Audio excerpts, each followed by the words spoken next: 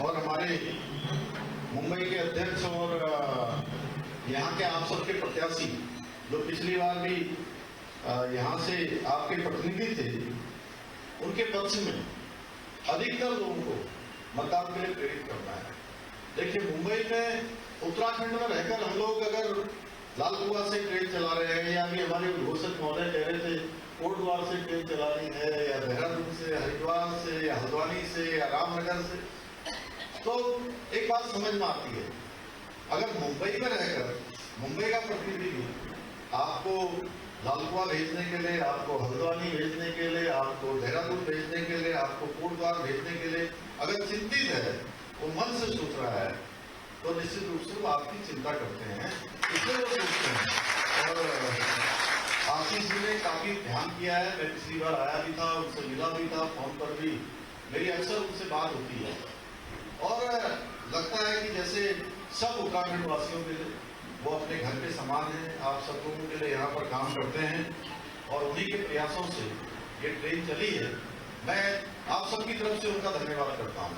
और अभी वो जब तीसरी बार जीत कर जाएंगे तो कई सारे काम उन्होंने पहले किए हैं, और बहुत सारे कामों को वो निकट भविष्य में भी आगे बढ़ाएंगे, इसलिए उनको हैट्रिक लगवाना है आपको। ठीक है, तैयार है ना सब लोग? बताइए, प्रतिमा जी को भी भरोसा दे दीजिए यहाँ से कि देखिए, अभी मैं हरियाणा के चुनाव में गया था, हरियाणा में पूरे प्रवासियों ने बिल्कुल एकजुट होकर पूरे उत्तराखंड के लोगों ने भारतीय जनता पार्टी को जिताया, और वहां पर लोगों ने अपनी मीटिंगों में उसके बात कहा कि हरियाणा में जो बड़ी विजय हुई है, उस विजय में उत्तराखंड के लोगों का भी बहुत बड़ा योगदान है। क्योंकि हर जगह में इसी प्रकार से मुंबई में भी और इस विधानसभा में भी बड़ी संख्या में उत्तराखंड के लोग रहते हैं। इसलिए भाइयों बहनों, हम सब लोगों को एकजुट होकर, और जितने भी लोग यहाँ आए हैं, मैं ऐसा मानता हूँ कि आप लोग कोई अकेले यहाँ नहीं आए, आप एक जो है 1000 के बराबर है ना, 1000 के बराबर, तो 1000 के बराबर आप लोग हैं।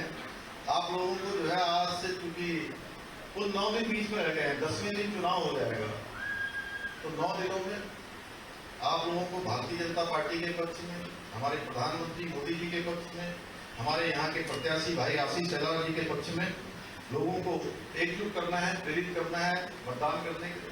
और हम सभी जानते हैं कि पिछले 10 सालों में हमारे प्रधानमंत्री जी के नेतृत्व में अनेक काम देश के अंदर हुए हैं। डबल इंजन की सरकार ने विकास के ऐतिहासिक काम किए हैं, और चाहे आज महाराष्ट्र में हाईवे हो, नेशनल हाईवे हो, एक्सप्रेस वे हो, इसका एक बहुत बड़ा नेटवर्क पूरे मुंबई के अंदर स्थापित किया गया। वैसे तो पूरे देश के अंदर स्थापित हुआ है, लेकिन मुंबई के अंदर भी ये स्थापित हुआ है, जहां एक और दिल्ली मुंबई एक्सप्रेस वे जैसी बड़ी परियोजनाएं, इन पर काम हुआ है। वहीं 70 से नए राष्ट्रीय राजमार्ग बने। अब जैसे अभी महेंद्र भाई कह रहे थे कि उत्तराखंड में 4 धाम आने वाले लोग, या हमारे एक सीमांत क्षेत्र, मैं कहूँ कि आदि कैलाश तक के रास्ते को जाने के लिए आज जिस प्रकार से भारतमाला प्रोजेक्ट में 4 धाम हो गए रोडों में, उसी प्रकार से देश के अंदर भी राष्ट्रीय राजमार्गों का विकास हुआ है। उसी का परिणाम है। ये तभी हुआ जब हमारे प्रधानमंत्री मोदी जी ने 2014 के बाद प्रधानमंत्री के रूप में काम करना शुरू किया। इसलिए लोग कहते हैं कि उत्तराखंड में भी आप 4 धाम यात्रा करना हो, या हमारे अन्य स्थलों को जाना हो, आसानी से हम लोग सब लोग पहुंच पाते हैं, आसानी से अपनी यात्रा कर पाते हैं, जो कई घंटों की यात्रा हो सकती है। आने वाले समय में अभी आप देखेंगे कि दिल्ली से देहरादून, जो हमारी राष्ट्रीय राजधानी है और हमारे प्रदेश की राजधानी है, उसके बीच में मात्र 2.5 घंटे में सफर पूरा हो जाएगा। एलिवेटेड रोड का काम चल रहा है, अगले 4, 5, 6 महीने में वो काम पूरा हो जाएगा, तो दिल्ली और देहरादून एक सा हो जाएगा, मिला जैसा हो जाएगा। ऐसे अनेक काम हो रहे हैं। 70 से अधिक नए राष्ट्रीय राजमार्ग बने हैं, वंदे भारत मेट्रो ट्रेन चल रही है।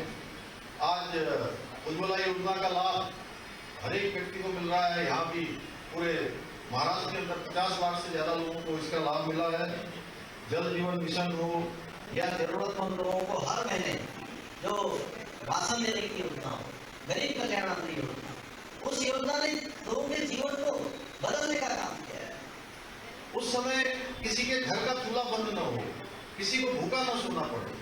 इसलिए प्रधानमंत्री जी ने ये योजना चलाई। इसी प्रकार से प्रधानमंत्री आवास योजना में गरीब लोगों को मकान दिए गए हों। इसके अतिरिक्त जो महायुति सरकार है उसने महिलाओं की सुरक्षा के लिए, उनके सशक्तिकरण के लिए माझी लाडली बहन योजना के तहत 21 से 65 वर्ष की बहन बेटियों को हर महीने 1500 रुपए की आर्थिक सहायता प्रदान करके उनको सशक्त और आत्मनिर्भर बनाने का काम भी किया है। आज चाहे भूमिगत मेट्रो की बात हो या पूरे शहर में मेट्रो का जाल हो, पूरी तरह से फैलाया जा रहा है। पूरी तरह से इस मुंबई महाराष्ट्र के विकास पर पूरी प्राथमिकता से काम हो रहा है। बंदी से लिंक को जोड़ते हुए कोस्टल रोड का निर्माण कार्य पूरा हो चुका है, जिससे पश्चिमी तट के उपनगरों को मुंबई शहर की यात्रा अब बहुत आसानी से, बहुत उनके लिए सरल भी होगी, बहुत